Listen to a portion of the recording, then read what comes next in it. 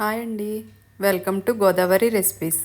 ఈరోజు మన గోదావరి రెసిపీస్లో వంకాయ అల్లం కూర ఎలా చేయాలో చూద్దామండి. చాలా టేస్టీగా ఉంటుంది. 10 నిమిషాల్లో కూర రెడీ అయిపోతుందండి. ఎలాంటి వంకాయలైనా బాగానే ఉంటాయండి ఈ కర్రీకి.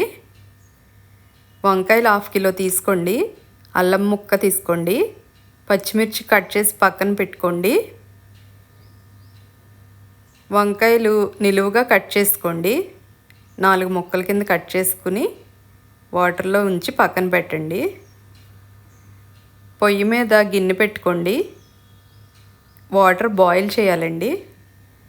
మరుగుతున్న వాటర్లో కట్ చేసి పెట్టుకున్న వంకాయ ముక్కలను వేసేయండి.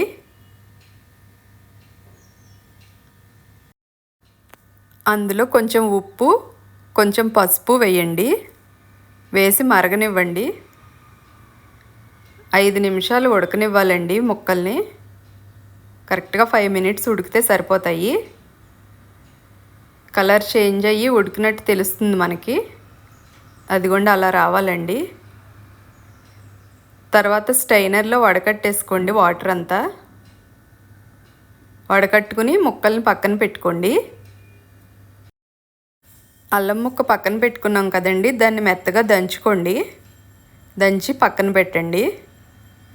పొయ్యి మీద పెట్టుకోండి. కొద్దిగా ఆయిల్ పోసి అందులో స్పూన్ శనగపప్పు, స్పూన్ మినప్పప్పు, ఆవాలు, ఎండుమిర్చి, జీలకర్ర, కరివేపాకు, పచ్చిమిర్చి కూడా వేసేయండి. ఇందులో వేసి ఒకసారి కలుపుకోండి. తర్వాత వంకాయ ముక్కలను కూడా వేసేయండి.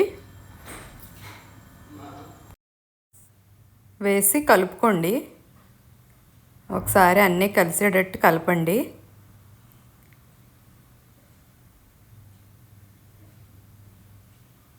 ఎక్కువసేపు కలపక్కర్లేదండి, విడిపోతాయి ముక్కలు.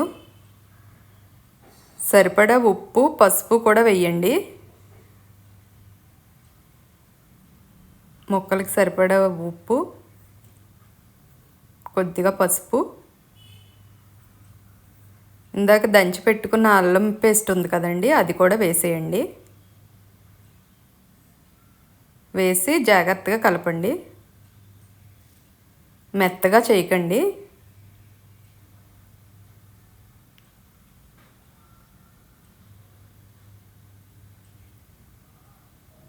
బాగా కలుపుకుని మూత పెట్టండి 2 నిమిషాలు. 2 నిమిషాలు మగ్గించి మూత తీసి ఒక గరిటె చింతపండు రసం యాడ్ చేయాలండి. చింతపండు రసం వేస్తే బాగుంటుందండి కర్రీ. చాలా ఒక గరిటె సరిపోతుంది, ఎక్కువ అవసరం లేదు. వాటర్ ఎక్కువ వేయకూడదండి, ఒక గరిటె రసం చాలు. ఒకసారి కలుపుకుని మూత పెట్టుకోండి.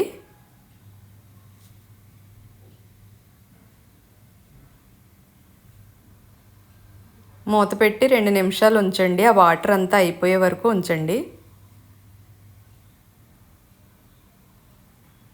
అంతేనండి, ఎంతో టేస్టీగా ఉండే వంకాయ అల్లం కూర రెడీ అండి.